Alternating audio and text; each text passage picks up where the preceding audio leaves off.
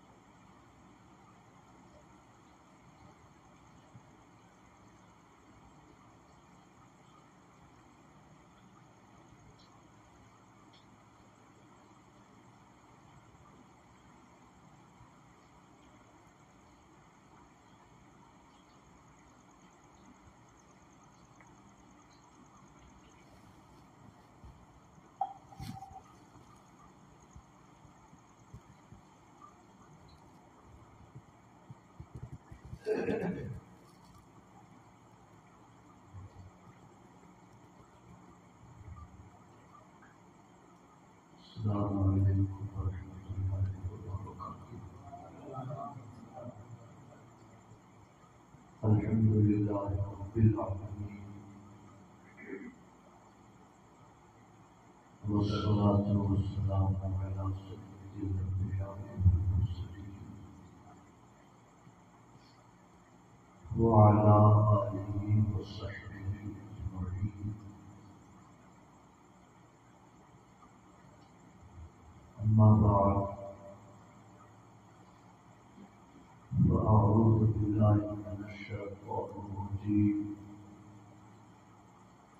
بسم اللہ الرحمن الرحیم۔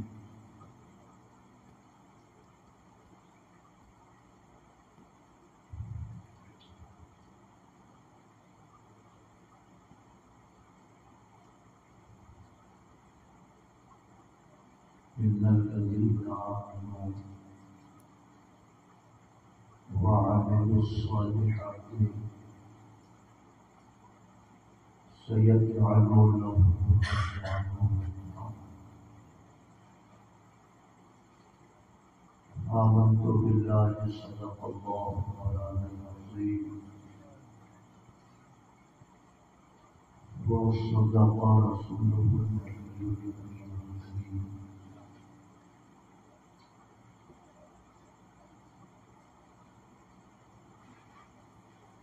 انتہائی احترام و عزت کے ساتھ اپنے آقا کے دربار محترم میں درود و سلام کی نظر پیش کیجیے۔ اللہم صل علی سیدنا محمد المعلم الجود والکرم وعلى آلہ وصحبہ وسلم، صلاۃ و سلام علیک یا رسول اللہ۔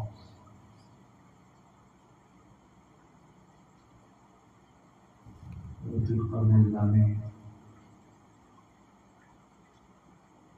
اللہ اپنی عزت کا ہزارہ کرم ہے کہ آج ہمارا شہزادہ اعلیٰ مفتی اعظم شبیہ غوث اعظم حضرت علامہ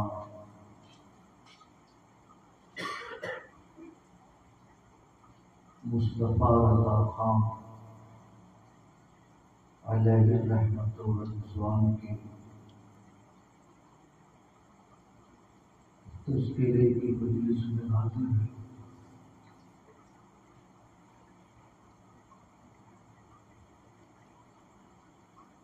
میری دعا ہے اللہ رب العزت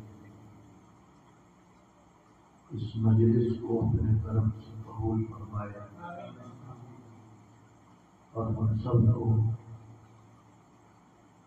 حضور مفتی اعظم دین علیہ رحمت و رضوان کی روحانی وجود و برکات سے مولا فرمائے۔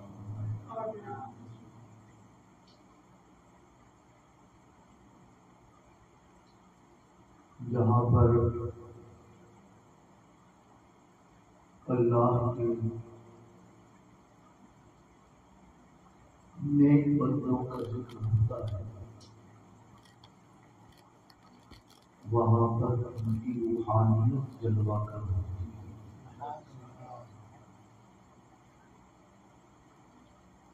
اور جہاں اللہ کے نیک بندوں کی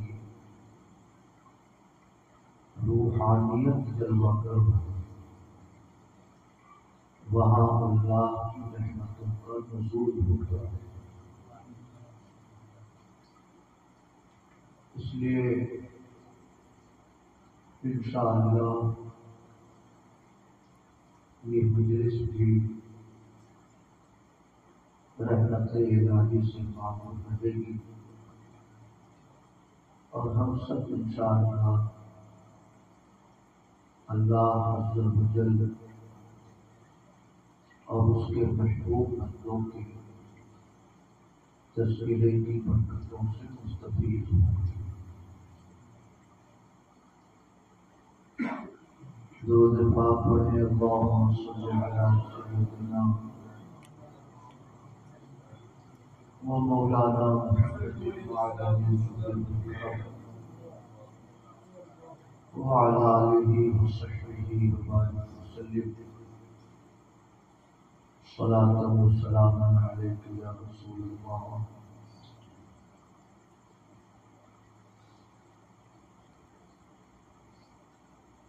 بڑی مشہور شخصیت ہے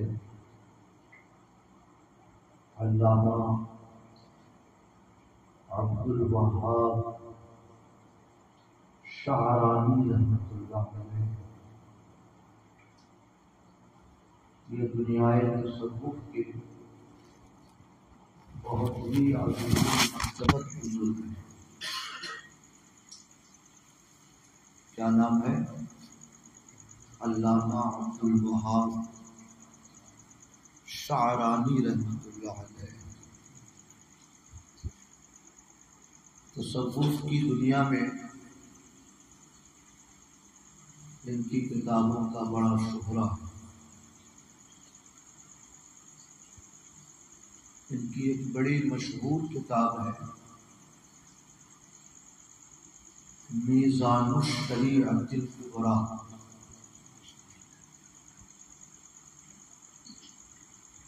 ان کا وصال 974 ہجری میں ہوا۔ 974 ہجری،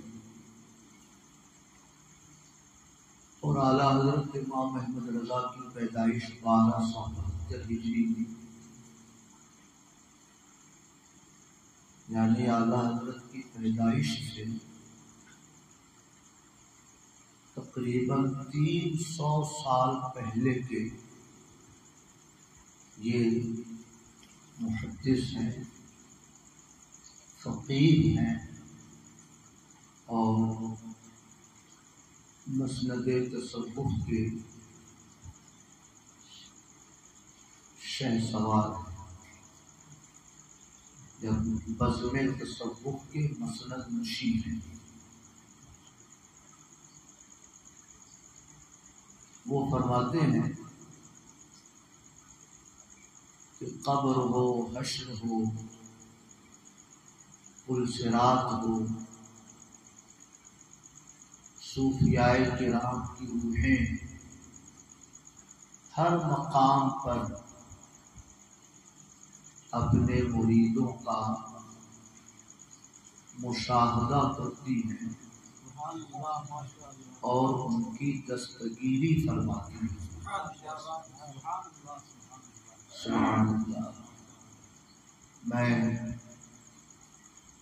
ان کی کتاب کی عبارت پڑھتا ہوں۔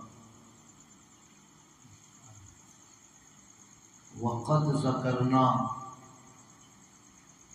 فی کتاب الاجوبہ عن ائمۃ الفقہاء والصوفیہ، یہ ان کی کتاب کا نام ہے، الاجوبہ عن ائمۃ الفقہاء والصوفیہ۔ کہتے ہیں کہ میں نے اس کتاب میں ذکر کیا ہے ان ائمۃ الفقہاء والصوفیہ، کہ فقہاء کرام اور صوفیاء اعظام کلہم یشفعون فی مقلدیہم، فقہاء اور صوفیاء یہ سب اپنے مقلدین کی شفاعت کرتے ہیں۔ وَيُلَاحِظُونَ أَحَدَهُ، اور اپنے مقلدین اور اپنے عقیدت مندوں کا مشاہدہ فرماتے ہیں۔ عند طلوع روحہ، جب ان کی روح ان کے جسم سے جدا ہوتی ہے، اس وقت صوفیاء اور ائمہ یہ اپنے مریدوں کا مشاہدہ فرماتے ہیں۔ وعند سوال منکر و نکیر، اور منکر نکیر کے سوال کے وقت ان کا مشاہدہ فرماتے ہیں۔ وعند النشر، اور حشر و نشر میں اپنے مریدوں کی شفاعت فرماتے ہیں، ملاحظہ فرماتے ہیں۔ والحساب، حساب و کتاب کے وقت۔ والمیزان، میزان پر اعمال کے تولے جانے کے وقت۔ والصراط، اور پل صراط سے گزرنے کے وقت۔ ولا یغفلون عنہم، اور یہ فقہاء اور صوفیاء اپنے مقلدین اور اپنے متبعین سے غافل نہیں ہوتے ہیں۔ فی موقف من المواقف، کسی بھی مرحلے میں وہ اپنے متبعین اور اپنے مقلدین سے غافل نہیں ہوتے ہیں۔ اور آگے لکھتے ہیں وَلَمَّا مَاتَ شیخنا شیخ الاسلام الشیخ ناصر الدین لقانی، جب ہمارے شیخ الاسلام شیخ ناصر الدین لقانی کا انتقال ہوا، تو رآہ بعض الصالحین فی المنام، تو بعض صالحین نے شیخ ناصر الدین کو خواب میں دیکھا۔ فقال لہو، اور خواب دیکھنے والوں نے ان سے پوچھا ما فعل اللہ بک، اللہ تعالیٰ نے تمہارے ساتھ کیا معاملہ فرمایا؟ فقال، تو شیخ ناصر الدین نے فرمایا لما اجلسنی الملکان، جب منکر نکیر نے مجھے قبر میں بیٹھایا، یسألانی، تاکہ وہ مجھ سے سوال کر سکیں۔ جب منکر نکیر نے قبر میں مجھے اٹھا کر بیٹھایا تو اتاہم الامام المالک، تو منکر نکیر کے پاس امام مالک پہنچ گئے۔ سبحان اللہ۔ فقال، اور امام مالک نے فرمایا منکر نکیر سے مثلو ھذا یحتاجو الی سوال فی ایمانہ باللہ ورسولہ، کیا ایسے لوگوں سے بھی اللہ و رسول کے بارے میں پوچھنے کی ضرورت ہے؟ شیخ ناصر الدین جیسے لوگوں سے بھی پوچھنے کی ضرورت ہے کہ تمہارا رب کون ہے اور تمہارے پیغمبر کون ہے؟ تنحیا عنہ، یہاں سے تم دونوں چلے جاؤ، فتنحیا عنی، تو منکر نکیر میرے پاس سے اٹھ کر چلے گئے۔ کہیے سبحان اللہ۔ میرے بھائیوں فرماتے ہیں وَإِذَا كَانَ مَشَائِخُ الصُّوفِيَّةِ يُلَاحِظُونَ مُرِيدِهِمْ، جب مشائخ صوفیہ اپنے مریدوں کا مشاہدہ فرماتے ہیں فی جمیع الاحوال والشدائد، تمام مشکلات میں، تمام پریشانیوں میں، جب صوفیاء کرام اپنے مریدوں کا مشاہدہ فرماتے ہیں فی الدنیا والآخرہ، وہ مصیبت دنیا میں ہو چاہے وہ مصیبت آخرت میں ہو، جب ائمہ صوفیہ ہر مرحلے پر اپنے مریدوں کا مشاہدہ فرماتے ہیں فَكَيْفَ بِأَئِمَّةِ الْمَذَاهِبِ، تو پھر ائمہ مجتہدین کی شان کیا ہوگی؟ الذین هم اوتاد الارض، جو زمین کے قطب ہیں، وارکان الدین، اور جو دین کا رکن ہے، وامناء الشارع علی امتہ، اور جو امت کے لیے حضور اکرم صلی اللہ علیہ وسلم کے امین ہیں۔ جب عام صوفیہ دنیا کے تمام مقامات میں اپنے مریدوں کا مشاہدہ فرماتے ہیں تو پھر ائمہ مجتہدین کی شان کیا ہوگی؟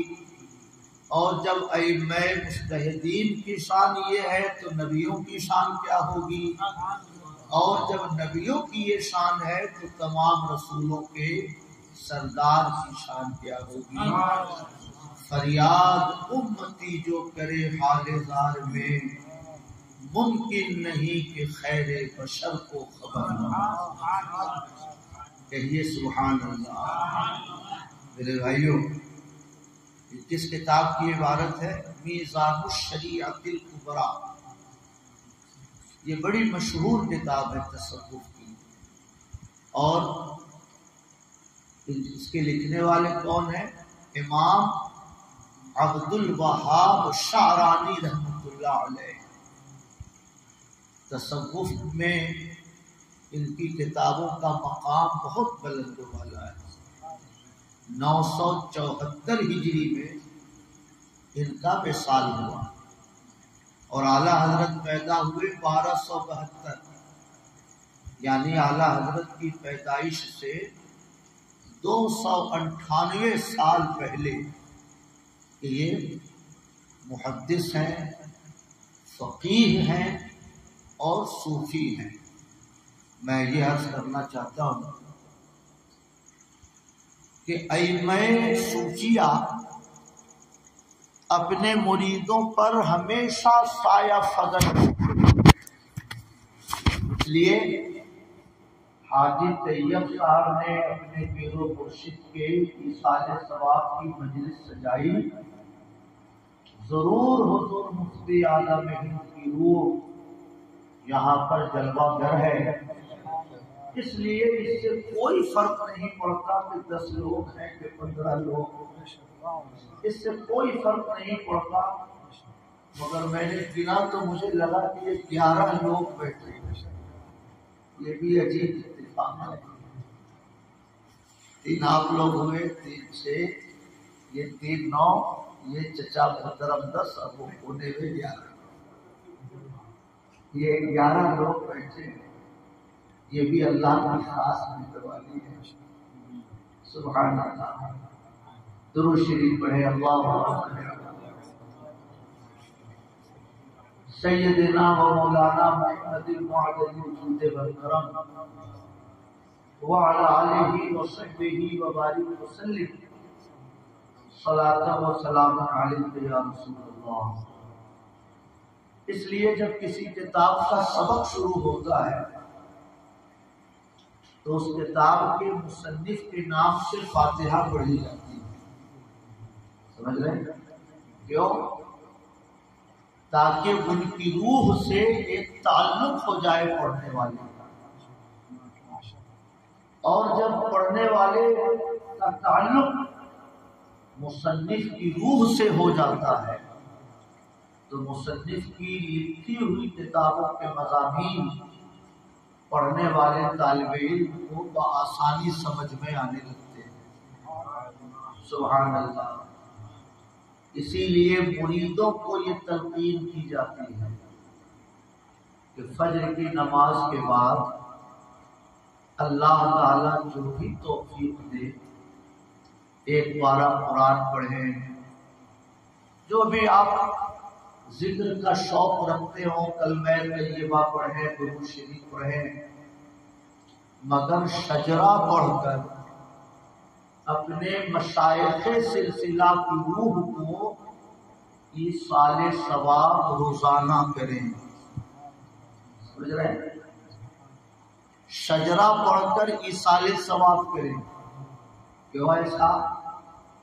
وہ اس لیے کہ جب ہم شجرہ پڑھ کر اپنے مشائخ کا ذکر کرتے ہیں اور ان کی روحوں کو ثواب پہنچاتے ہیں اپنے پڑھے ہوئے اذکار کا، اوراد کا، تو ان تمام مشائخ کی روحیں اس مرید کی طرف متوجہ ہوتی ہیں، اور جب مشائخ طریقت کی روحیں متوجہ ہوتی ہیں تو اس بندے کے لیے سلوک کی راہوں کا سفر آسان ہوتا ہے، اس کے دل کا رشتہ ارواح صالحین سے مضبوط ہوتا ہے، اور جب رشتہ مضبوط ہوتا چلا جائے پھر کسی مصیبت میں وہ کسی صالح کو ندا دے تو صالح کی روح متوجہ ہوتی ہے اور اللہ کے اذن سے اس مرید کی دشواریوں کے دفاع میں ان کی روحیں معاون ہوا کرتی ہیں۔ کہیے سبحان اللہ۔ میرے بھائی، ایک بڑے بزرگ گزرے شاہ ولی اللہ محدث دہلوی۔ کیا نام ہے؟ شاہ ولی اللہ محدث دہلوی۔ یہ اعلیٰ حضرت کے پردادا استاد ہیں۔ اعلیٰ حضرت کے پیر و مرشد کا نام سید آل رسول احمدی، اور سید آل رسول احمدی کے استاد شاہ عبدالعزیز محدث دہلوی، شاہ عبدالعزیز محدث دہلوی، اور شاہ عبدالعزیز محدث دہلوی کے والد کا نام شاہ ولی اللہ محدث دہلوی۔ تو اعلیٰ حضرت کے استاد ہوئے سید آل رسول احمدی، دادا استاد ہوئے شاہ عبدالعزیز محدث دہلوی، اور پردادا استاد ہوئے شاہ ولی اللہ محدث دہلوی۔ اور اسماعیل دہلوی جس نے ہندوستان میں وہابیت کی بنیاد ڈالی، اس شخص کے چچا ہیں شاہ عبدالعزیز محدث دہلوی، اور اسماعیل دہلوی کے دادا ہیں شاہ ولی اللہ محدث دہلوی، سمجھ رہے ہیں؟ تو اسماعیل دہلوی کے دادا شاہ ولی اللہ محدث دہلوی، اور اعلیٰ حضرت امام احمد رضا کے دادا استاد شاہ ولی اللہ محدث دہلوی۔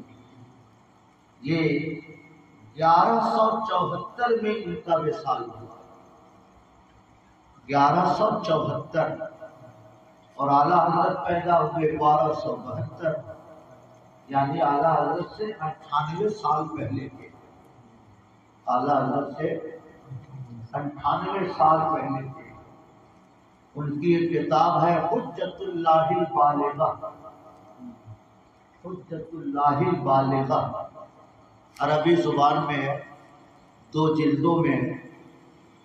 اس کتاب میں شاہ ولی اللہ فرماتے ہیں کہ جب کسی صالح کا انتقال ہوتا ہے اور ان کے جسموں سے ان کی روحیں جدا ہوتی ہیں تو اتصل بالملأ الاعلی، تو ان کی روحیں ملأ اعلیٰ میں چلی جاتی ہیں اور ان کی روحیں فرشتوں کی جماعت میں شامل ہو جاتی ہیں، اور جیسے نظام عالم کے مختلف کاموں پر اللہ تعالیٰ نے فرشتوں کو مقرر فرما رکھا ہے، صالحین کی روحیں فرشتوں کی جماعت میں شامل ہو کر ان کی بھی روحیں نظام عالم کے مختلف کاموں میں فرشتوں کی معاون ہو جایا کرتی ہے۔ چلیے سبحان اللہ، یہ بڑی قیمتی بات ہے، یہ سارا مسئلہ ختم ہے، سارا جھگڑا اس سے ختم ہے۔ سبحان اللہ، بارش برسانے والا اللہ، مگر برسانے کے کام پر حضرت میکائیل مقرر ہے۔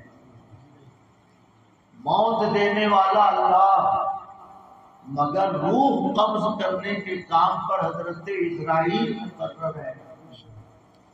سبحان اللہ، اللہ تعالیٰ وہ خالق عالم ہے، مالک عالم ہے، مگر اس نے نظام عالم کے مختلف کاموں میں فرشتوں کو مقرر فرما رکھا ہے۔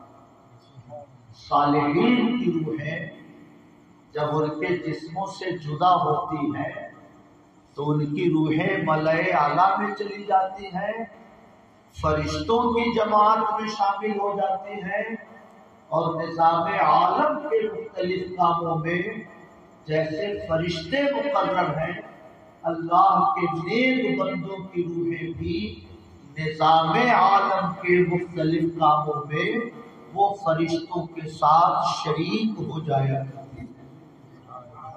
سبحان اللہ، اور محبت سے کہیے سبحان اللہ۔ اس لیے میرے بھائیوں، اگر ہم نے کہا حضرت اسرائیل نے روح قبض کی، شرک نہیں ہے۔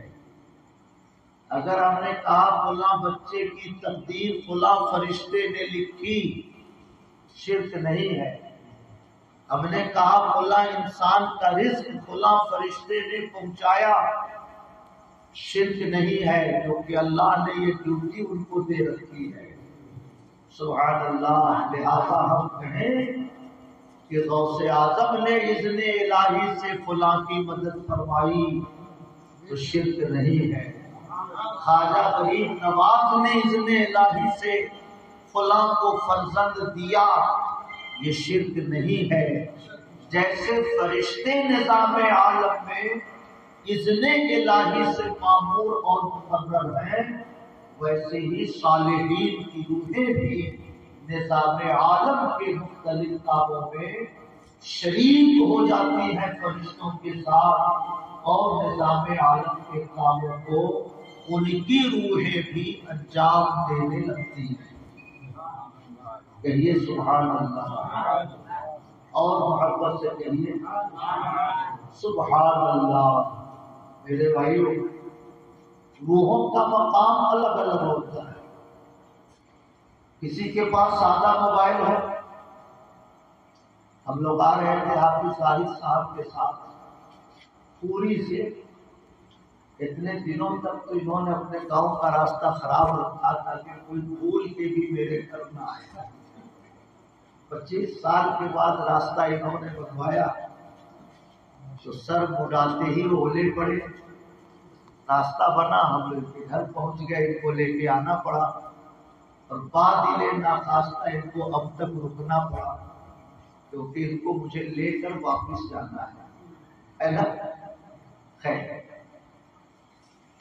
اگر راستہ پتہ نہ چلتا کہ دودھول کدھر ہے تو یہ اپنے موبائل میں میپ کھول اور اس پر لکھتے دودھول، تو وہ میپ راستہ بتا دیتا کہ یہاں سے ایسے گھومیے، وہاں سے ایسے گھومیے، 3 میٹر کے بعد سیدھے چلیے، 4 میٹر کے بعد ٹرن ہوئیے، وہ بولتا جاتا ہے، راستہ دکھاتا جاتا ہے. سمجھ رہے ہیں؟ میرے پاس اگر سادہ موبائل ہوتا اور میں کہتا حافظ صاحب ذرا میرے موبائل میں بھی کھول دیجئے راستہ، اس میں بتاتا ہے کہ نہیں، وہ 500 روپیہ والا موبائل ہوتا، 700 روپے والا نوکیا کا، تو اس میں تو نہیں کھلتا، میں نہیں کھلتا. میں 1000 کوشش کرتا کہ میرے موبائل میں بھی وہ راستہ دکھنے لگے، تو راستہ نہیں دکھتا. کیوں؟ یہ کہتے کہ آپ کے موبائل میں وہ کیپیسٹی نہیں ہے کہ اس اپلیکیشن کو اس میں ڈاؤن لوڈ کیا جا سکے. اس کے لیے آپ کو ملٹی میڈیا سیٹ خریدنا پڑے. سمجھ رہے ہیں؟ تو کوئی موبائل سادہ ہوتا ہے، صرف اس سے گفتگو ہو سکتی ہے. کوئی موبائل 2G سیم والا ہوتا ہے، کوئی موبائل 3G والا ہوتا ہے، کوئی موبائل 4G والا ہوتا ہے، اور اب 5G آنے والا ہے. سمجھ رہے ہیں؟ 5ویں جنریشن کا موبائل آنے والا ہے. جو کام ابھی 4G میں 3 منٹ میں ہوتا ہے، 5G والے موبائل میں وہ 3 سیکنڈ میں ہو جائے گا. اتنی اسپیڈ بڑھ جائے گی انٹرنیٹ کی کہ جو فائل ابھی 5 منٹ میں ڈاؤن لوڈ ہوتی ہے، 5G میں وہ 5 سیکنڈ میں ڈاؤن لوڈ ہو جائے گا. اس لیے بہت سارے ممالک میں اس کا ویرودھ ہو رہا کہ اگر 5G استعمال کیا جانے لگے گا تو اس سے انسانی آبادیوں پر اس کا بڑا خطرناک اثر ہوگا. سمجھ رہے ہیں میرے بھائیوں؟ اسی طرح انسانی روحیں بھی کئی درجوں کی ہوتی ہیں. کوئی روح 2G کی پوزیشن والی ہوتی ہے. ہم گئے، کہا السلام علیکم، روح نے سن لیا، کہا وعلیکم السلام. ہم نے دعا ان کے لیے کیا، وہ خوش ہو گئی روح، اس نے ہمارے لیے دعا کر دیا. یہ جنرل روحوں کی ایک کیپیسٹی ہے. رکشہ چلانے والا ہو، ٹھیلا کھینچنے والا ہو، کاشتکاری کرنے والا ہو، کپڑا بیچنے والا ہو، آنے والوں کو پہچان لینا، آنے والوں کو اس کی آواز کو سن لینا، ان کی دعاؤں سے خوش ہو جانا، یہ پاور ہر روح کو ملتا ہے. سمجھ رہے ہیں؟ ہر روح کو یہ ملتا ہے. مسلم کی روح ہو، غیر مسلم کی روح ہو، سکھ کی روح ہو، کرسچن کی روح ہو، سماعت اور لوگوں کے کلام کا ادراک، یہ ہر روح کو ملتا ہے. جنگ بدر میں جب جنگ ختم ہو گئی، سرداران قریش میں سے بہت سارے مارے گئے. حضور نے فرمایا کہ ان کے جسم کو فلاں کنویں میں ڈالو. صحابہ کرام ان کی لاشیں اٹھا کر اس میں ڈالتے چلے گئے. اس کے بعد حضور تشریف لائے. ان مقتولین قریش سے مخاطب ہو کر حضور نے فرمایا هل وجدتم ما وعدکم ربکم انا وجدنا ما وعدنا ربنا. اے کافرو، تم سے تمہارے رب نے جہنم کا جو وعدہ کیا تھا وہ تم نے دیکھ لیا. ہم لوگوں سے ہمارے رب نے جو مدد و نصرت کا وعدہ فرمایا تھا ہم لوگوں نے تو دیکھ لیا. تم بتاؤ، تم لوگوں نے اب خدا کا کیا ہوا وعدہ دیکھا کہ نہیں دیکھا؟ سمجھ رہے ہیں؟ تو حضرت عمر فاروق وہی کھڑے تھے. عرض کیا حضور یہ تو مردے ہیں، آپ ان سے کیا کلام فرما رہے ہیں؟ یہ تو مر گئے. ان کے سر ان کے جسموں سے جدا ہو گئے، تو حضور ان سے آپ کیا کلام فرما رہے ہیں؟ حضور نے ارشاد فرمایا ما انتم باسمع منہم، میری گفتگو جتنی یہ سن رہے ہیں اتنا آپ لوگ نہیں سن پا رہے ہیں۔ کہیے سبحان اللہ۔ میری گفتگو یہ جو مقتولین قریش ہیں یہ جتنی سن رہے ہیں اتنا آپ بھی نہیں سن پا رہے ہیں۔ کیا سمجھ میں آیا کہ کافروں کی روحوں کو بھی سماعت دی جاتی ہے، آنے والے کے کلام کو سننا، آنے والے کو پہچاننا، آنے والوں کی باتوں کو سمجھنا، یہ سماع کی طاقت ہر روح کو دی جاتی ہے، مسلم ہو، غیر مسلم ہو، کافر ہو، سکھ ہو، عیسائی ہو، یہ 2G والے لوگ ہیں یہ کہ جو آیا اس کی گفتگو سن لیا، اس کو پہچان لیا، اگر اس نے دعا کی تو خوش ہو گئے، اتنا سا ادراک ہر روح کو دیا جاتا ہے، سمجھ رہے ہیں؟ اور سبحان اللہ اس کے بعد درجہ ہوتا ہے 3G والی روحوں کا۔ یہ 3G والی روحیں یہ اولیاء کی روحیں ہوتی ہیں، سبحان اللہ، یہ اولیاء کی روحیں ہوتی ہیں، صرف سنتی نہیں ہے بلکہ ہم انہیں پکاریں تو وہ ہماری پکار کا جواب بھی دیتی ہیں۔ ان کی روحیں اپنے متبعین اور اپنے مریدین کا مشاہدہ بھی فرماتی ہیں۔ ابھی جو ہم نے عبارت پڑھی میزان الشریعت الکبریٰ کی جو عبارت پڑھی کہ اے میں صوفیہ قبر میں، حشر میں، طلوع روح کے وقت، میزان کے وقت، عند الشدائد والہموم، مصیبتوں کے وقت اپنے مریدوں کا مشاہدہ فرماتے ہیں۔ یہ 3G والی روحیں ہیں میرے بھائیوں، اور سب سے اعلیٰ درجہ وہ انبیاء کرام کی روحوں کا ہے، سبحان اللہ۔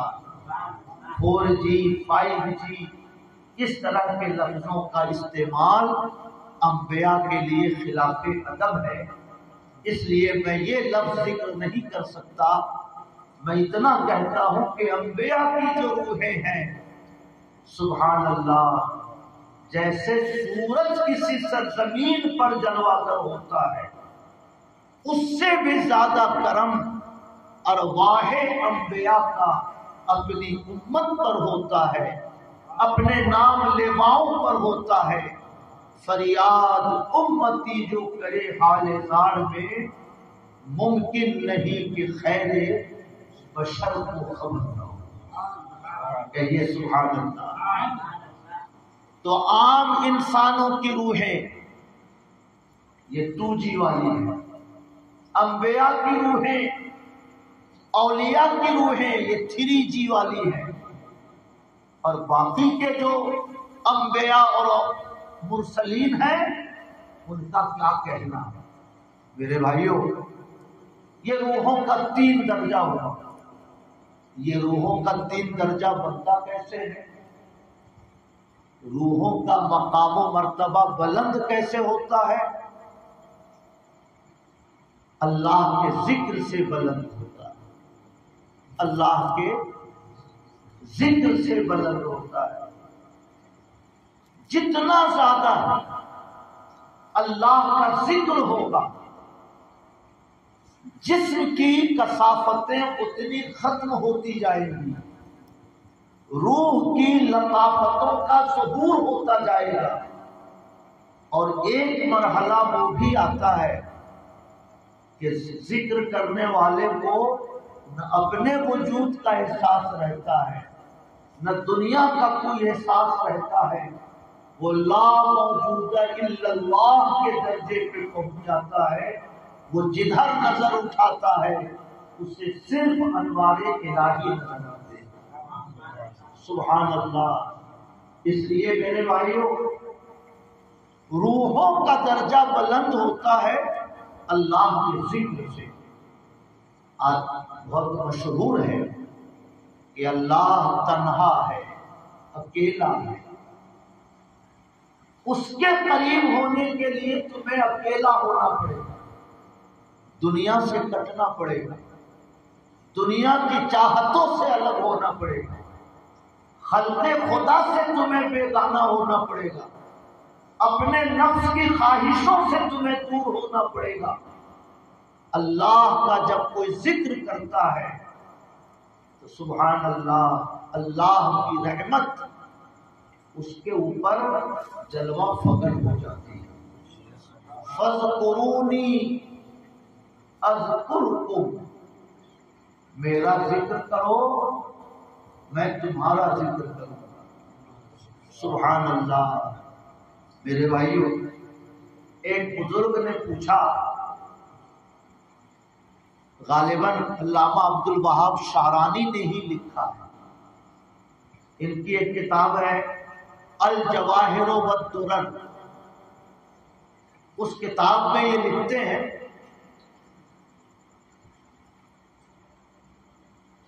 فرماتے ہیں کہ کسی نے میرے شیخ سے پوچھا، ان کے پیر کا نام تھا سید علی خواص رحمۃ اللہ علیہ، سید علی خواص فرماتے ہیں کہ کسی نے میرے پیر صاحب سے پوچھا کہ حضور میں اللہ کا ذکر کرتا ہوں اور ایک زمانے سے کر رہا ہوں، مگر اللہ کے ذکر کی کوئی برکت مجھے محسوس نہیں ہوتی، کوئی کرامت مجھ سے ظاہر نہیں ہوتی۔ تو سید علی خواص نے فرمایا، نادان، تم جب تک اللہ کا ذکر کرتے رہتے ہو اللہ کی رحمت تمہارے ساتھ ہوتی ہے، اور اللہ کی رحمت تمہارے ساتھ ہو، اس سے بڑھ کر اور کون سی کرامت تم تلاش کر رہے ہو؟ سبحان اللہ۔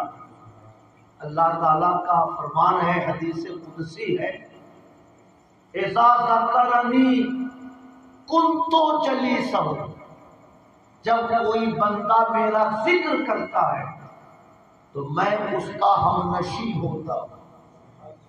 جلیس کا معنی ساتھ میں بیٹھنے والا، سمجھ رہے ہیں؟ اللہ تعالیٰ اٹھنے بیٹھنے سے پاک ہے، تو اس لیے جلیس کا معنی ہم نشینی میں نہیں کر رہا، جلیس کا معنی اللہ تعالیٰ کا جب کوئی بندہ ذکر کرتا ہے تو اللہ کی رحمت اس کے اوپر سایہ فگن ہوتی ہے۔ فرمایا کہ حضور اتنے دنوں سے میں اللہ کا ذکر کر رہا ہوں، اب تک کوئی کرامت نہیں ظاہر ہوئی مجھ سے؟ تو فرمایا، نادان، جب تک تو اللہ کا ذکر کرتا رہتا ہے اللہ کی معیت تجھے نصیب ہوتی ہے، اللہ کی رحمتوں کی ہم نشینی تجھے نصیب ہوتی ہے، اس سے بڑھ کر اور کون سی کرامت تم تلاش رہے ہو؟ اس لیے اللہ کا ذکر کرتے جاؤ، اس تلاش میں نہ رہو کہ کرامت ظاہر ہو رہی ہے کہ نہیں ہو رہی ہے، اللہ کی رحمتوں کے سائے میں بیٹھے ہو، اس سے بڑھ کر اور کون سی کرامت ہو سکتی ہے؟ محبت سے کہیے سبحان اللہ۔ میرے بھائیوں، روحوں کے 3 درجے، روحوں کے درجات میں جو فرق پیدا ہوتا ہے وہ اللہ کے ذکر سے ہوتا ہے، اور اللہ کا ذکر جیسے جیسے بندے کے اوپر سایہ فگن ہوتا جاتا ہے اس بندے کا درجہ بلند ہوتا چلا جاتا ہے، اور وہ مقام آتا ہے جس کے بارے میں حدیث قدسی ہے، یتقرب الی عبدی بالنوافل، بندہ نفل عبادتوں کے ذریعے مجھ سے قریب ہوتا رہتا ہے، یہاں تک کہ میں اس کی آنکھ بن جاتا ہوں جس کے ذریعے وہ دیکھتا ہے، یہاں تک کہ میں اس کا کان بن جاتا ہوں میرے ذریعے وہ سنتا ہے، میں اس کا ہاتھ بن جاتا ہوں، یا وہ میرے ذریعے چیزوں کو گرفت میں لیتا ہے۔ سبحان اللہ، ذکر کرتے کرتے بندہ ذکر کے اس مقام پر پہنچ جاتا ہے کہ بندہ اپنا وجود بھول جاتا ہے۔ اس کا وجود یہ اللہ کی رحمتوں کا مظہر بن جاتا ہے۔ آنکھ اس کی ہوتی ہے مگر اس میں نور اللہ کا جلوہ گر ہوتا ہے، زبان اس کی ہوتی ہے مگر اس میں نور اللہ کا جلوہ گر ہوتا ہے، کان اس کا ہوتا ہے مگر اس میں نور الہی جلوہ گر ہوتا ہے۔ جس کی آنکھ میں نور الہی جلوہ گر ہو جائے وہ قریب کو بھی دیکھتا ہے اور دور کو بھی دیکھتا ہے، وہ قریب کی بھی سنتا ہے، وہ دور کی بھی سنتا ہے، وہ قریب کی چیزوں کو بھی تھامتا ہے اور وہ دور کی چیزوں کو بھی تھامتا ہے۔ میرے بھائیوں، ہم اور آپ جس ذات والا صفات کے تذکرے کے لیے جمع ہوئے ہیں، الحمدللہ ان کی ذات اسی حدیث کی مصداق ہے کہ میں اس کی آنکھ بن جاتا ہوں، وہ میرے ذریعے دیکھا کرتا ہے۔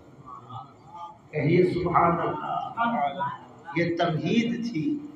اب اس پر حضور مفتی اعظم ہند کی ذات کو پڑھتے جائیے، سنتے جائیے، ان کی ذات اور ان کے کمالات کا تذکرہ کرتے جائیے، وہ سارا کمال اسی تمہید میں آپ کو جلوہ گر نظر آئے گا۔ سبحان اللہ۔ بڑا مشہور واقعہ ہے، بڑا مشہور واقعہ۔ لکھنؤ سے چند لوگ چلے اعلیٰ حضرت کی عرس کے لیے۔ ایک دو لوگ جن کے عقیدے میں تھوڑی کجی تھی، ان لوگوں نے کہا چلو میں بھی چلتا ہوں، دیکھو تمہارے اعلیٰ حضرت کا عرس کیسا ہوتا ہے۔ وہ دو تین لوگ بھی شامل ہو گئے۔ اعلیٰ حضرت کے عرس میں جانے والے سنیوں میں ایک آدمی کچھ کمزور عقیدے والا بھی شامل ہو گیا۔ سب چلے لکھنؤ سے بریلی کے لیے۔ بریلی اسٹیشن جب قریب آیا، اترنے کا ٹائم آیا، کہا کہ ٹکٹ دیکھ لو اپنا اپنا۔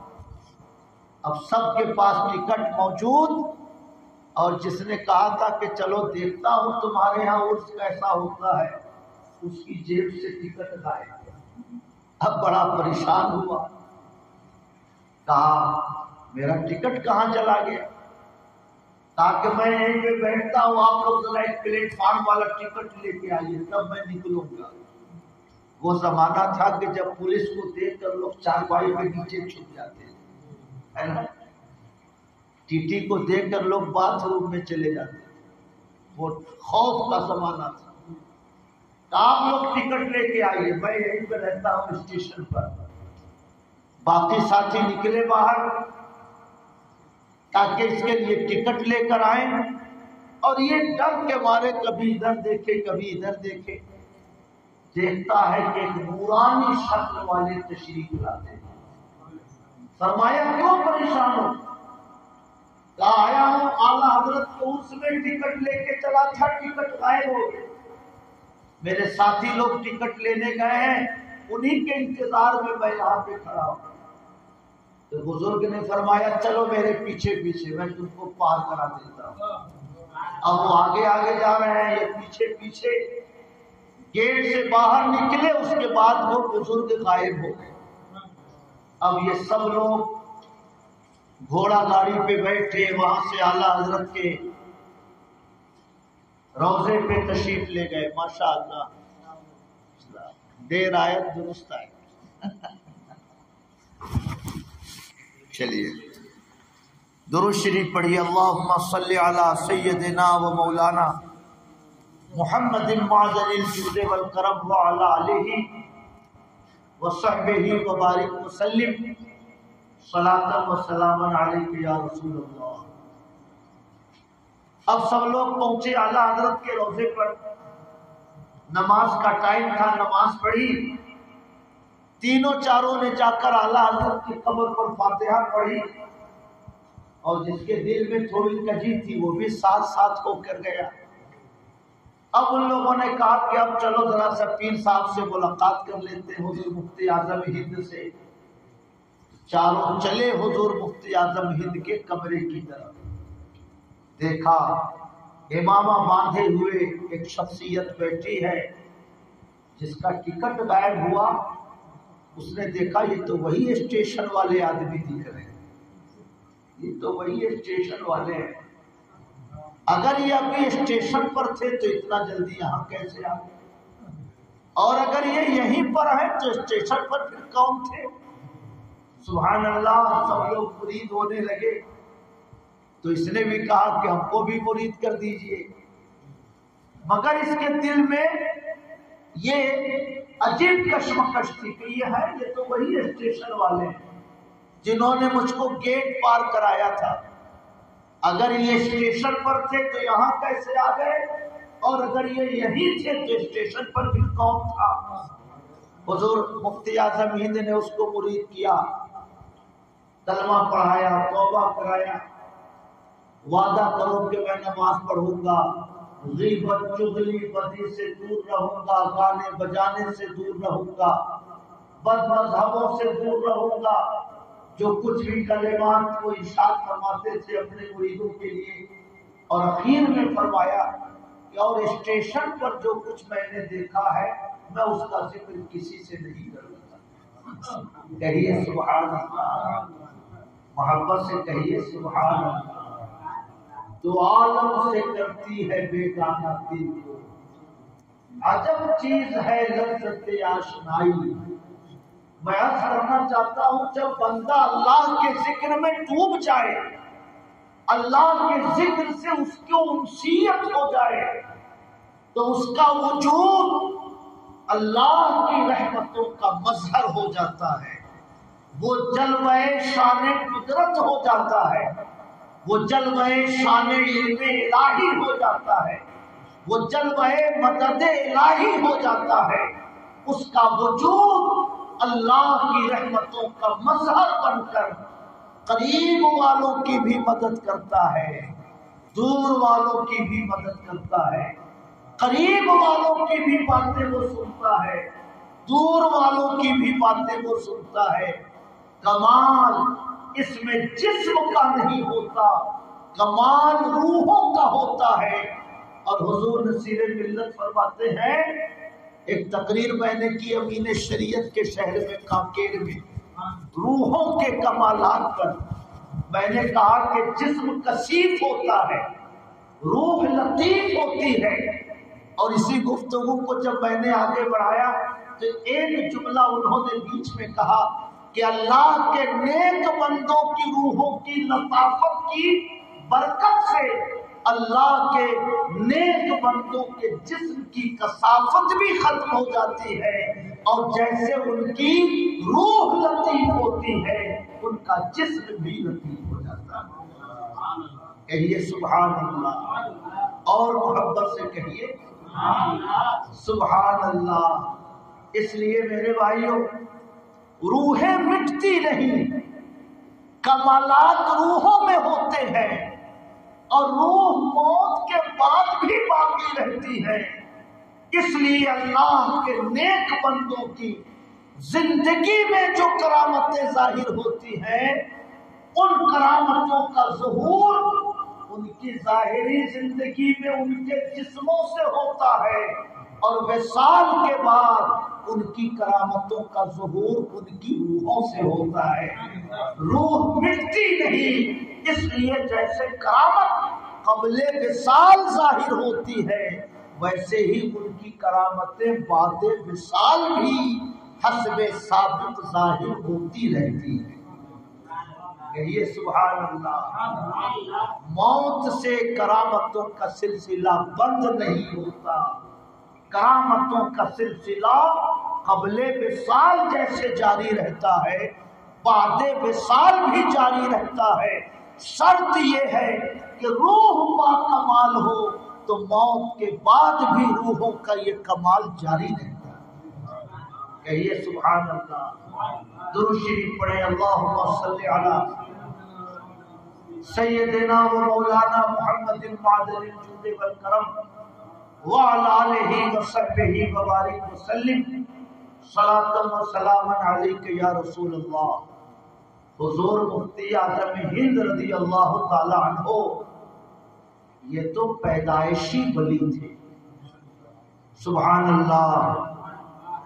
1310 ہجری یہی آپ کی تاریخ پیدائش ہے، 1310 ہجری میں آپ کی پیدائش ہے، اور 1340 میں اعلیٰ حضرت کا وصال ہوا۔ میرے بھائیوں، اعلیٰ حضرت امام احمد رضا مارہرہ شریف تشریف لے گئے۔ فاتحے کے بعد شاہ ابو الحسین نوری رحمۃ اللہ علیہ سید آل رسول احمدی پیر تھے، مگر جب ان کا وصال ہونے لگا تو انہوں نے فرمایا کہ مولانا احمد رضا کی تربیت کا بچا ہوا کام میں آپ کے ذمہ کرتا ہوں۔ تو شاہ ابو الحسین نوری رحمۃ اللہ علیہ یہ حضور اعلیٰ حضرت امام احمد رضا کے مرشد طریقت ہیں، اور حضور مفتی اعظم ہند کے مرشد حقیقی ہیں، سمجھ رہے ہیں؟ دونوں بزرگوں میں دونوں ایک کمرے میں تشریف فرما ہے، دینی باتوں کے حوالے سے تبادلہ خیال ہو رہا ہے۔ 12-1 بجے رات میں اعلیٰ حضرت کا قیام جس کمرے میں تھا وہاں تشریف لے گئے۔ شاہ ابو الحسین نوری یہ اپنے کمرے میں تشریف لے گئے۔ رات میں دونوں بزرگوں نے خواب دیکھا کہ ایک باکمال بچہ پیدا ہوا ہے۔ اعلیٰ حضرت فجر کے لیے اٹھے تو انہوں نے وہ خواب نوری میاں کو سنایا، اور نوری میاں نے وہی خواب اور بیٹے کی پیدائش کی خوشخبری اعلیٰ حضرت کو سنائی۔ ایک ہی خواب دونوں نے دیکھا۔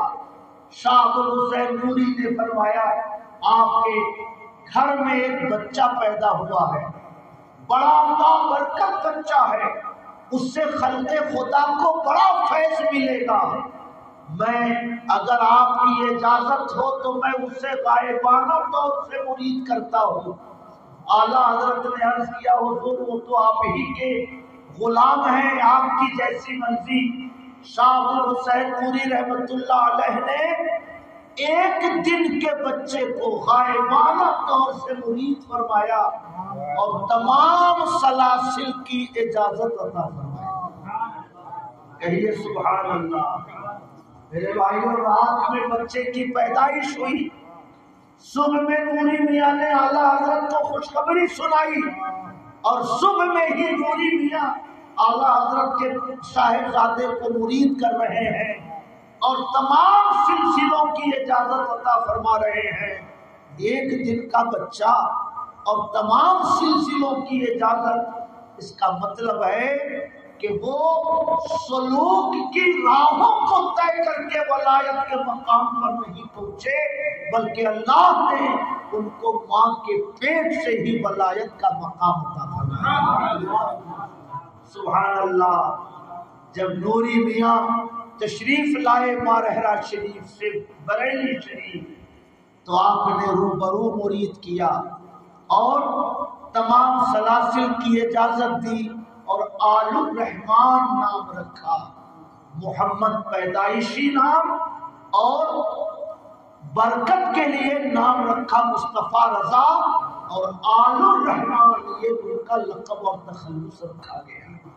اس لیے میرے بھائیوں، کچھ ولی وہ ہوتے ہیں کہ جو بلوغ کی عمر کو پہنچنے کے بعد عبادت و ریاضت کی برکتوں سے ولایت کے مقام پر فائز کیے جاتے ہیں، مگر حضور مفتی اعظم ہند وہ بزرگ ہیں کہ جو ماں کے پیٹ سے ولی بن کر آپ نے اس دنیا میں قدم رکھا تھا۔ سبحان اللہ۔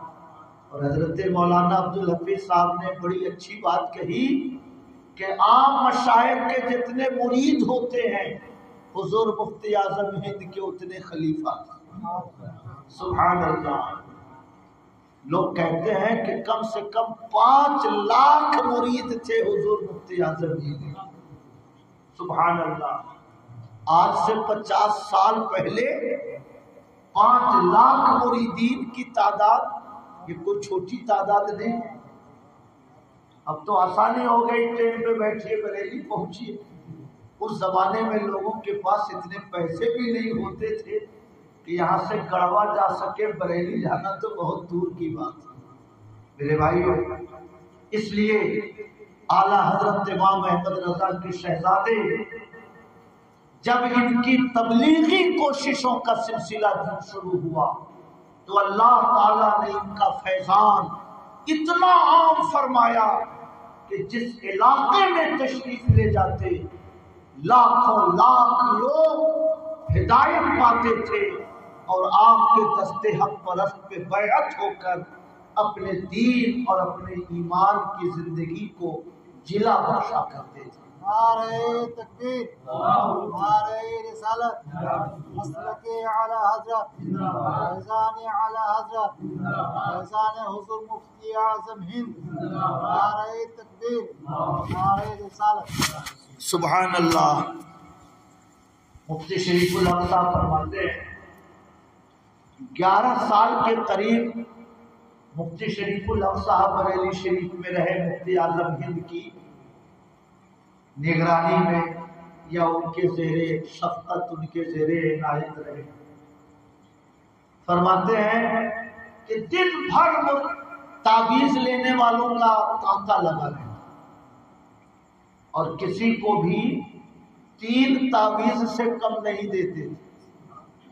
एक पढ़ने वाला, एक गले में हाथ में बांधने वाला, एक पीने वाला, और अगर मुकद्दमा हो तो हाथ में लेके हाकिम के पास जाने वाला, तो किसी को पत्थर के नीचे दबाने वाला, किसी को भी 3 ताबीज़ से कम नहीं देते। दिन भर किसी का बेटा बीमार तो किसी की बहू बीमार, तो किसी को औलाद नहीं, तो किसी की शादी नहीं, तो किसी का कारोबार नहीं। दिन भर लोगों का सिलसिला लगा रहता। मगर फरमाते हैं कि इशा की नमाज के बाद जब फतवा नवेसी के लिए और फतवा दिखलाने के लिए हम लोग बैठते हुजूर मुफ्ती आज़म हिंद के पास, तो ऐसा लगता कि जैसे जिस्म पर कोई तकान ही नहीं, हशाश बशाश रहते। 2-2 बजे रात तक, 3-3 बजे रात तक हम लोग उनसे पूछते रहते, बताते रहते, मगर कभी भी तकान का कोई असर उनके चेहरे पे नजर नहीं आता था। बात वही है कि रूह जब ताकतवर हो जाती है तो जिस्म के तकाजों से वो बंदा बहुत दूर चला जाता है। सुभान अल्लाह। मेरे भाइयों, जब रूह ताकतवर हो जाती है तो जिस्म की ताकत खुद ब खुद बढ़ जाया करती है। सुभान अल्लाह। मेरे आका 100 विसाल रखते थे, लगातार रोजा, न दिन में खाया न शाम में खाया। फिर अगले दिन में कुछ नहीं, रात में कुछ नहीं। सहाबा को खबर मिली कि हुजूर 100 विसाल रखते हैं। सहाबा ने भी रखना शुरू किया। अब कमजोरी का असर जाहिर होने लगा। कोई सहाबी वहां बैठे हैं, कोई सहाबी वहां बैठे हैं, कोई वहां टेक लगाए बैठे हैं। हुजूर ने पूछा क्या हाल है इन लोगों का, ये इस तरह क्यों कमजोर बैठे? तो बाद साहबा ने अर्ज किया हुजूर आप 100 विसाल रखते हैं, तो आपकी पैरवी में इन लोगों ने भी 100 विसाल रखना शुरू किया है। इसलिए न दिन में खाना न रात में खाना, इसलिए इनके जिस्मों पर कमजोरी जाहिर हो रही है। आका ने फरमाया अय्युकुम मिस्ली, तुम में से कौन मेरी तरह है? युतइमुनी रब्बी व यस्कीनी, मुझे तो मेरा रब खिलाता है, मुझे तो मेरा रब पिलाता है। सुभान अल्लाह। ज़ाहिरी ग़िज़ा नहीं मिली, अल्लाह के जिक्र से उनकी रूहों को कुव्वत मिलती है। ज़ाहिरी ग़िज़ा नहीं मिली, मगर अल्लाह के जिक्र से उनकी रूहों को सैराबी मिलती है। जैसे जैसे मकाम मर्तबा नीचे की तरफ आता है, औलियाए किराम में भी जिनकी शान बुलंद होती है, वो दुनियावी ग़ज़ा खाएं कि ना खाएं, اللہ کا ذکر کر لیا ان کی روح بھی سیراب ہو جاتی ہے، ان کا جسم بھی سیراب ہو جاتا ہے۔ سبحان اللہ۔ شارح بخاری فرماتے ہیں کہ ایک رات جاڑے کا موسم، حضور مفتی اعظم ہند جو حقہ پیتے تھے اس کی آگ بجھ گئی رات کے 2 بجے۔ فرمایا کہ کہیں سے آگ مل جاتی تو اس کو دوبارہ روشن کر لیا جاتا اور اس میں کچھ حصہ جو تمباکو کا بچا ہے وہ بھی استعمال میں آ جاتا۔ میں نے کہا حضور میں کوشش کرتا ہوں، میں نے کہا حضور میں خادمہ کو آواز دے کر کے آگ مانگ لیتا ہوں۔ تو فرمایا نہیں، رات بھر کی تھکی مادی بیچاری سو گئی ہوگی، اس کو آواز مت دیجیے۔ تو میں باہر نکلا دارال افتاء کے، کہیں ہوٹل ہو، کہیں چائے کھانے کی دکان ہو، کہیں آگ مل جائے تو لے جا کر حضور مفتی اعظم ہند کی کہ تمباکو کا وہ چلم، کیا بولتے ہیں اس کو، میں جگہ کیا بولتے ہیں، چلم۔ مفتی شریف الحق صاحب فرماتے ہیں کہ مظفر پور کے علاقے کے ایک شاہ صاحب آتے تھے، مہینہ 2 مہینہ پڑے رہتے وہی بریلی شریف اعلیٰ حضرت کے روضے کے آس پاس۔ میں ان سے پوچھتا کہاں سے تشریف لائے؟ کہا مظفر پور سے۔ کہا کیوں آئے؟ تو کہا حضور مفتی اعظم ہند کی زیارت کے لیے آیا، باقی کوئی کام نہیں ہے میرا، میں حضور مفتی اعظم ہند کی زیارت کے لیے آیا۔ سبحان اللہ۔ جب حضور مفتی اعظم ہند نے فرمایا کہ کہیں سے آگ مل جاتی تو کوئلہ جلا لیا جاتا، مفتی شریف الحق صاحب فرماتے ہیں کہ میں نے بہت کوشش کی مگر کہیں آگ نہیں ملی۔ میں پریشان واپس آیا دارالافتاء میں تو دیکھا کہ وہی شاہ صاحب مظفر پور والے ایک پلیٹ میں آگ لیے ہوئے آئے اور حضور مفتی اعظم ہند کے چلم میں انہوں نے آگ رکھ دیا۔ سبحان اللہ۔ حضور مفتی اعظم ہند نے فرمایا کہیں سے پنکھا مل جاتا تو آگ کو روشن کر لیا جاتا۔ شارح بخاری فرماتے ہیں کہ میں فوراً اٹھا، میں اپنے کمرے میں گیا کہ پنکھا مل جائے چاہے دفتی مل جائے تو آگ کر کے کوئلے کو روشن کر دوں۔ ابھی جا کر آئے ہوئے مجھے 1-1.5 منٹ بھی نہیں ہوئے ہوں گے کہ میں نے دیکھا کہ حضور مفتی اعظم ہند کا وہ چلم بالکل جل رہا ہے، آگ اس میں روشن ہے۔ مجھے بڑا تعجب ہوا کہ یہ شاہ صاحب آگ کہاں سے لے آئے؟ میں نے تو پورا کھنگال ڈالا اور میں نے پنکھا بھی تلاش لیا، پنکھا نہیں ملا تو آگ جلنے کیسے لگی؟ کہا میں مطمئن ہو گیا۔ فجر کی نماز ہوئی، فجر کی نماز کے بعد میں نے شاہ صاحب کو دیکھا، کہیں نہیں نظر آئے۔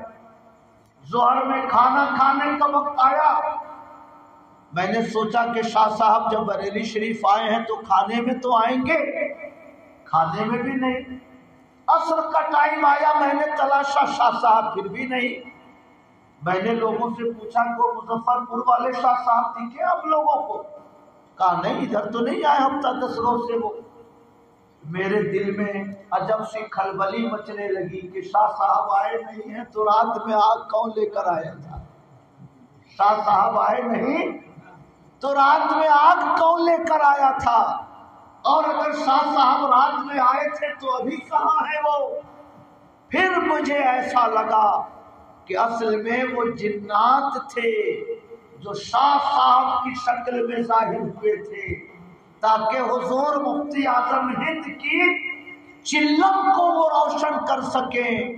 وہ شاہ صاحب نہیں تھے بلکہ وہ حضور مفتی اعظم ہند کے جن مرید تھے جو شاہ صاحب کی شکل میں حضور مفتی اعظم ہند کے چلم کو روشن کرنے کے لیے رات میں تشریف لائے۔ کہیے سبحان اللہ، اور محبت سے کہیے سبحان اللہ۔ اس لیے میرے بھائیوں، جی کتنے بجے؟ ایک 38 میں ہے شاید 37 38 ہے تب ہے 10 منٹ جب تک لا کے رکھیے درود شریف پڑھیے اللہم صلی علی سیدنا و مولانا محمد معدل الجود والکرم وعلی آلہ وصحبہ وبارک وسلم صلاۃ و سلام علیک یا رسول اللہ صلاۃ و سلام علیک یا حبیب اللہ۔ مجھے ایسا لگتا ہے کہ کبھی اپنے حضور مفتی اعظم ہند کی فاتحہ والا وہ واقعہ سنایا ہے۔ ایک بار 13 محرم کو میں ہاوڑہ گیا، ٹکیا پاڑا میں حاجی قاسم صاحب انہوں نے مجھے بلایا تھا عرس مفتی اعظم ہند کے موقع پر، اسی تاریخ کو 4-5 سال پہلے کی بات ہوگی۔ تو یہی جب وقت آیا 1:38 کل کا وقت، پورا اسٹیج فاتحے اور شیرینی کی چیزوں سے بھر گیا۔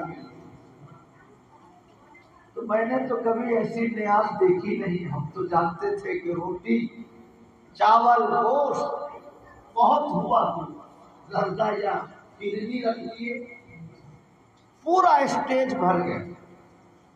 میں بہت احتیاط سے کہوں تو کہہ سکتا ہوں کہ کم سے کم 50 پلیٹ رہی ہو اور 50 قسم کی چیزیں رہی ہو، کسی میں انڈا، کسی میں بریانی، کسی میں زردہ۔ ایک پلیٹ میں روٹی اور لال مرچ کی چٹنی رکھی، تو وہاں تو ہم نے کچھ نہیں کہا۔ جب فاتحہ پڑھی لی گئی تو ایسے پلیٹ بڑھائی جاتی سامعین کی طرف، لوگ کھا کر پھر پلیٹ واپس کر دیتے، پھر پلیٹ ادھر بڑھا دی جاتی، لوگ کھانا کھاتے، تبرک کھاتے، پھر پلیٹ واپس کر دیتے۔ پھر اخیر میں جو پلیٹ بچ گئی وہ ان کے گھر چلی گئی۔ تو میں نے حاجی صاحب سے پوچھا، ان کے گھر پہنچے، بغل ہی میں گھر تھا 10 قدم کی دوری پر۔ میں نے کہا حاجی صاحب گوشت تو سمجھ میں آیا، بریانی تو سمجھ میں آئی، چاول اور کوفتہ تو سمجھ میں آیا، مگر وہ روٹی اور چٹنی سمجھ میں نہیں آئی۔ وہ لال رنگ کی چٹنی آپ نے کیوں رکھی تھی؟ یہ تو میں نے پہلی بار زندگی میں دیکھا ہے۔ تو حاجی صاحب نے کہا کہ جب ہمارے پیر و مرشد ہاوڑہ تشریف لاتے تھے تو کم سے کم 100-200 لوگ پیچھے پیچھے چلتے تھے۔ جس مرید کے گھر جانا ہوا 100-150 لوگ 200 لوگ پیچھے پیچھے چل رہے۔ اب کتنے لوگوں کے کھانے پینے کا انتظام گھر والا کرتا؟ خوشحال مرید ہیں وہ تو کر لیتے تھے، مگر کوئی غریب آدمی لوگ کہاں سے اتنے لوگوں کا کھانا بناتا؟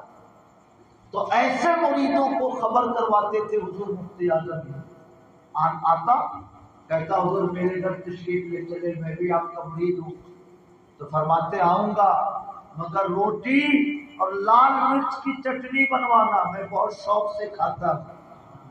تو مرید کو بھی بہت خوشی ہو جاتی کہ میرے پیر نے مجھ سے فرمائش کی ہے، اور مرید کے اوپر بوجھ بھی نہیں پڑتا تھا۔ آدھا کلو مرچ کی چٹنی میں کتنا پیسہ لگنا ہے، سمجھ رہے ہیں؟ ایک روٹی اور اس پہ تھوڑی سی چٹنی، وہ ایسے بانٹ دی جاتی، سب لوگ ایک ایک روٹی تھوڑی تھوڑی چٹنی کھا لیتے۔ کہا میرے پیر و مرشد غریب مریدوں کے گھر جب جاتے تو فرمائش کر کے وہ روٹی چٹنی بنواتے تھے۔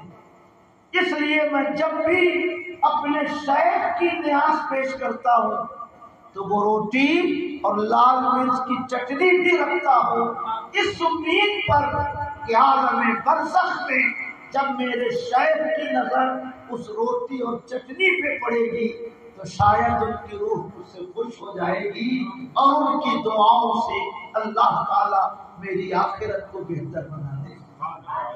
کہیے سبحان اللہ، اور محبت سے کہیے سبحان اللہ۔ اس لیے میرے بھائیوں، بڑے خوش نصیب ہیں وہ لوگ جنہیں حضور مفتی اعظم ہند کا دامن کرم میسر ہے۔ بڑے خوش نصیب ہیں وہ لوگ جن کے ہاتھوں میں حضور مفتی اعظم ہند کا دامن ہے۔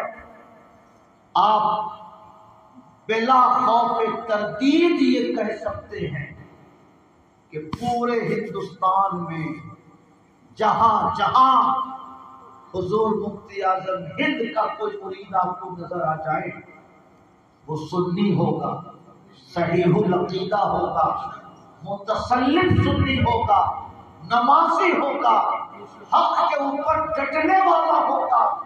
ایسا بافیض پیر جب ہو تو اس کے مرید میں اس پیر کا فیض ضرور جلوہ کرتا ہے۔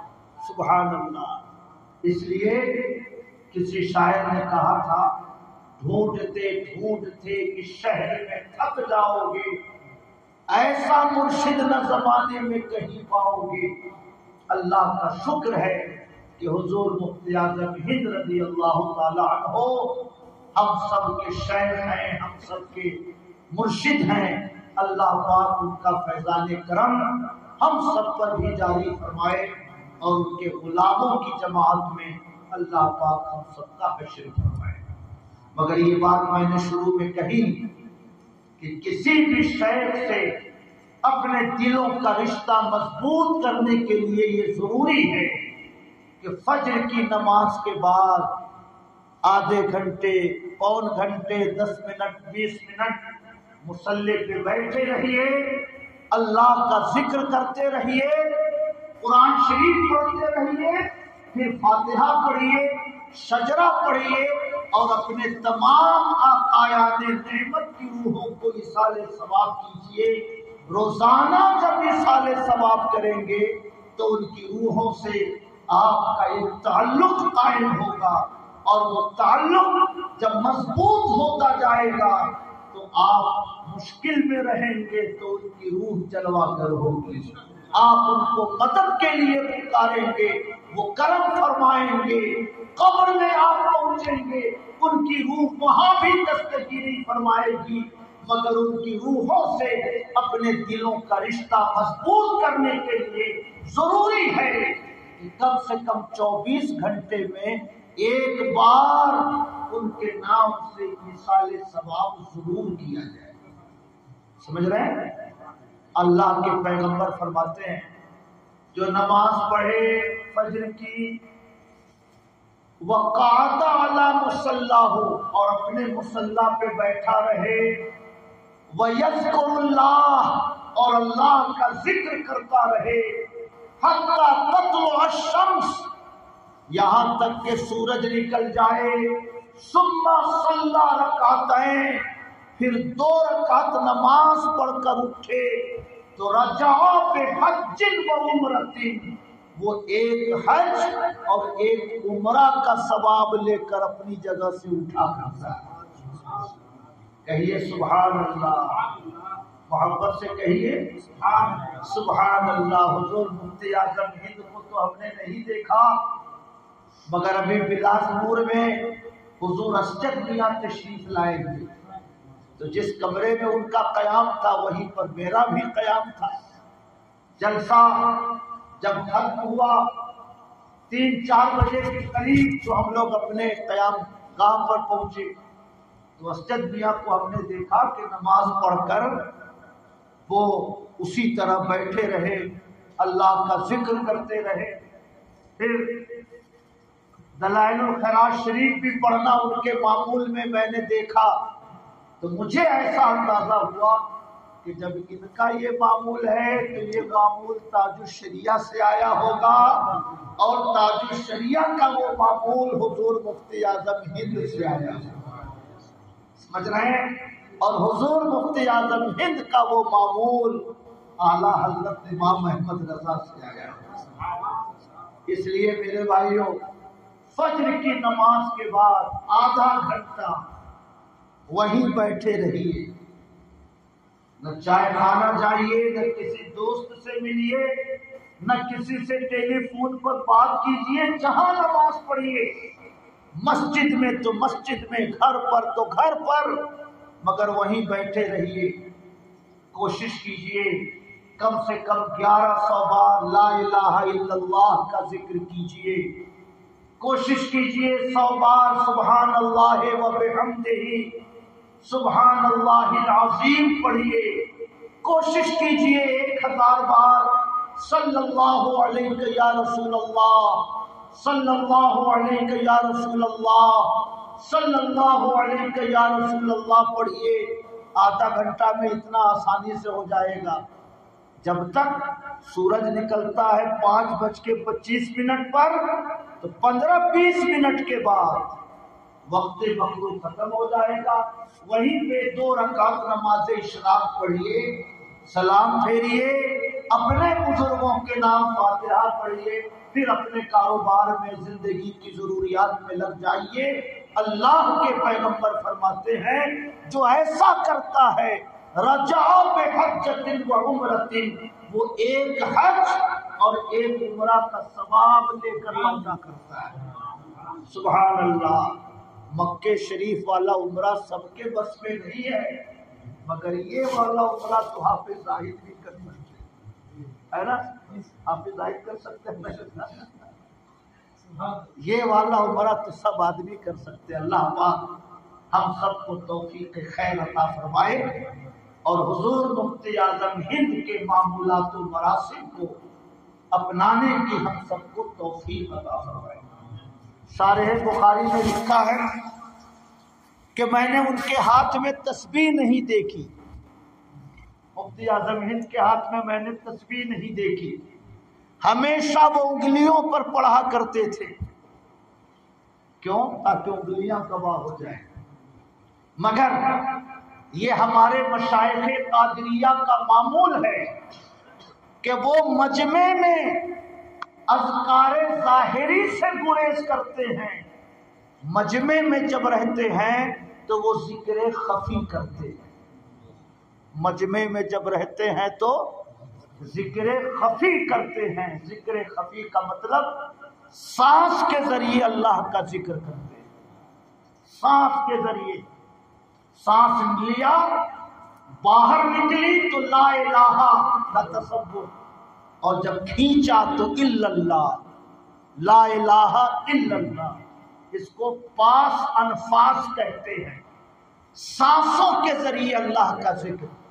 اور اگر اس کی عادت پڑ جائے تو آدمی سویا بھی رہتا ہے تو اللہ کا یہ ذکر چلتا رہتا ہے۔ سبحان اللہ۔ تو حضور مفتی اعظم ہند تسبیح نہیں رکھتے تھے۔ تسبیح کیوں رکھیں؟